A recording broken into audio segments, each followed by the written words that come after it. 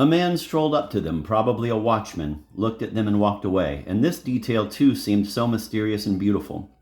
They saw a steamer arrive from Feodosia, its lights extinguished in the glow of dawn. "There's dew on the grass," said Anna Sergeyevna after a silence. "Yes, it's time to go home." Then several days pass, and then she has to go back to her hometown. Time for me, too, to go north, thought Gurov as he returned after seeing her off. And there the chapter ends.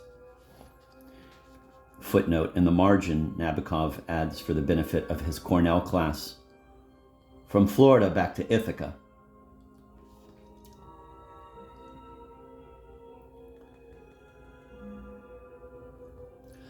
And there the chapter ends. The third movement plunges us straight into Gurov's life in Moscow, the richness of a gay Russian winter, his family affairs, the dinners at clubs and restaurants. All this is swiftly and vividly suggested.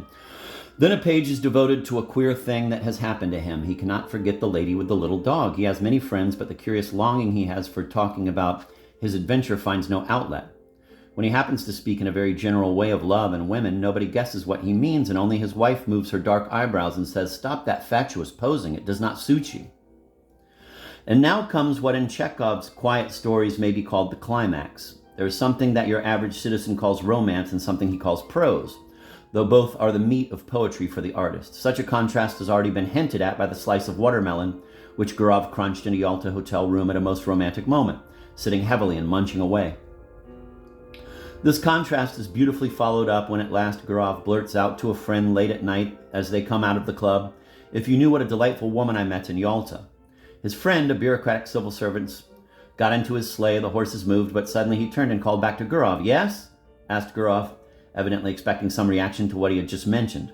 "By the way," said the man, "you were quite right. That fish at the club was decidedly smelly." This is a natural transition to the description of Gurov's new mood. His feeling that he lives among savages where cards and food are life. His family, his bank, the whole trend of his existence, everything seems futile, dull, and senseless. About Christmas, he tells his wife he is going on a business trip to St. Petersburg, instead of which he travels to the remote Volga town where the lady lives.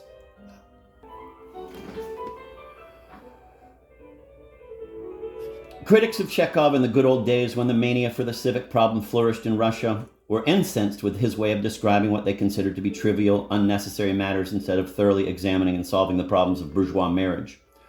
For as soon as Gurov arrives in the early hours to that town and takes the best room at the local hotel, Chekhov, instead of describing his mood or intensifying his difficult moral position, gives what is artistic in the highest sense of the word.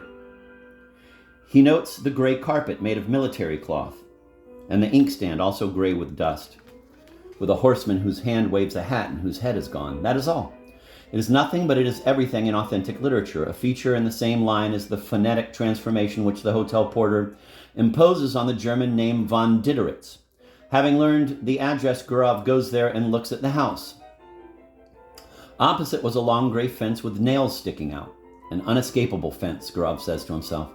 And here we get the concluding note in the rhythm of drabness and grayness already suggested by the carpet, the inkstand, the illiterate accent of the porter. The unexpected little turns and the lightness of the touches are what places Chekhov, above all Russian writers of fiction, on the level of Gogol and Tolstoy.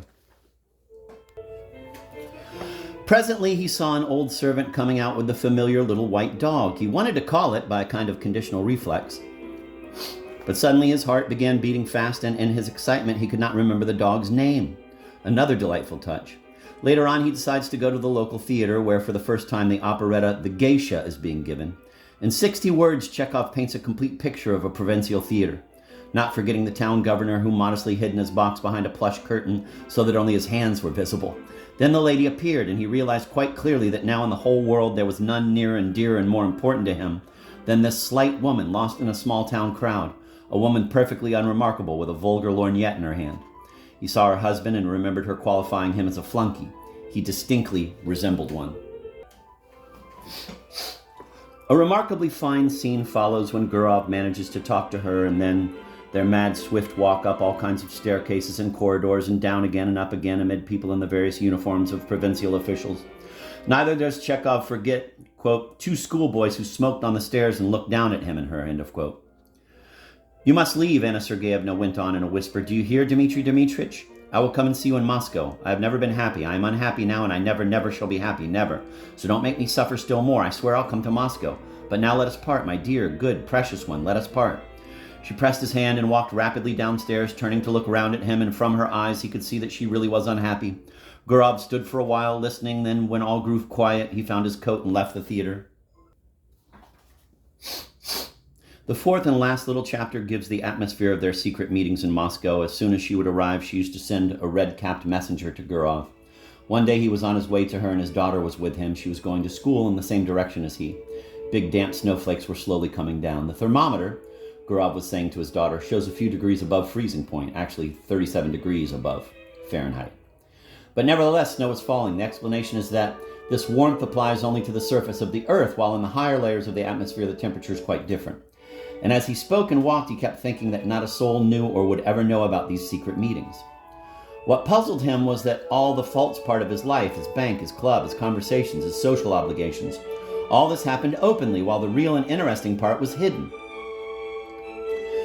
He had two lives, an open one seen and known by all who needed to know it, full of conventional truth and conventional falsehood, exactly like the lives of his friends and acquaintances, and another life that went on in secret, and through some strange, perhaps accidental combination of circumstances, everything that was of interest and importance to him, everything that was essential to him, everything about which he felt sincerely and did not deceive himself, everything that constituted the core of his life was going on concealed from others, while all that was false, the shell in which he hid to cover the truth, his work at the bank, for instance, his discussions at the club, his references to the inferior race, his appearances at anniversary celebrations with his wife, all that went on in the open. Judging others by himself, he did not believe what he saw and always fancied that every man led his real, most interesting life under cover of secrecy as under cover of night.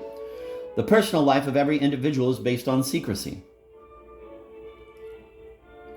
And perhaps it is partly for that reason that civilized man is so nervously anxious that personal privacy should be respected. The final scene is full of that pathos which has been suggested in the very beginning. They meet, she sobs, they feel that they are the closest of couples, the tenderest of friends, and he sees that his hair is getting a little gray and knows that only death will end their love. The shoulders on which his hands rested were warm and quivering. He felt compassion for this life still so warm and lovely, but probably already about to begin to fade and wither like his own. Why did she love him so much? He always seemed to women different from what he was, and they loved in him not himself, but the man whom their imagination had created, and whom they had been eagerly seeking all their lives. And afterwards, when they saw their mistake, they loved him nevertheless, and not one of them had been happy with him. In the past he had met women, come together with them, parted from them, but he had never once loved. It was anything you pleased, but not love. And only now, when his head was gray, he had fallen in love, really, truly, for the first time in his life. They talked, they discussed their position, how to get rid of the necessity of this sordid secrecy, how to be together always. They find no solution, and in the typical Chekhov way, the tale fades out with no definite full stop, but with the natural motion of life. And it seemed as though in a little while the solution would be found, and then a new and glorious life would begin, and it was clear to both of them that the end was still far off, and that what was to be most complicated and difficult for them was only just beginning. All the traditional rules of storytelling have been broken in this wonderful short story of 20 pages or so. There is no problem, no regular climax, no point at the end, and it is one of the greatest stories ever written. We will now repeat the different features that are typical for this and other Chekhov tales.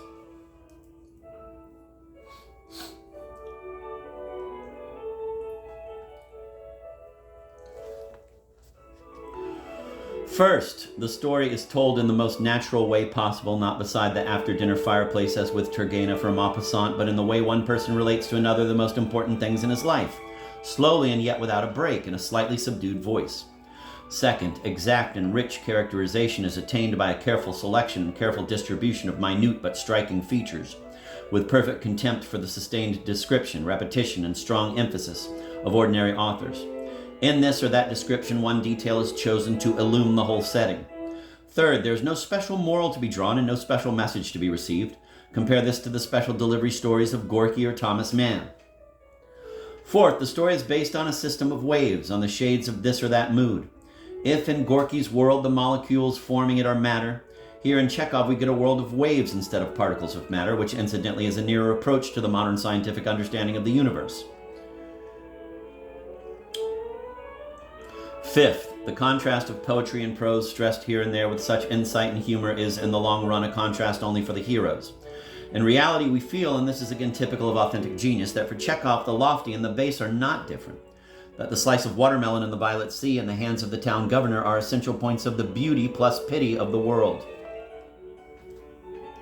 Sixth, the story does not really end, for as long as people are alive, there's no possible and definite conclusion to their troubles or hopes or dreams. Seventh, the storyteller seems to keep going out of his way to allude to trifles, every one of which in another type of story would mean a signpost denoting a turn in the action. For instance, the two boys at the theater would be eavesdroppers and rumors would spread, or the inkstand would mean a letter changing the course of the story. But just because these trifles are meaningless, they are all important in giving the real atmosphere of this particular story.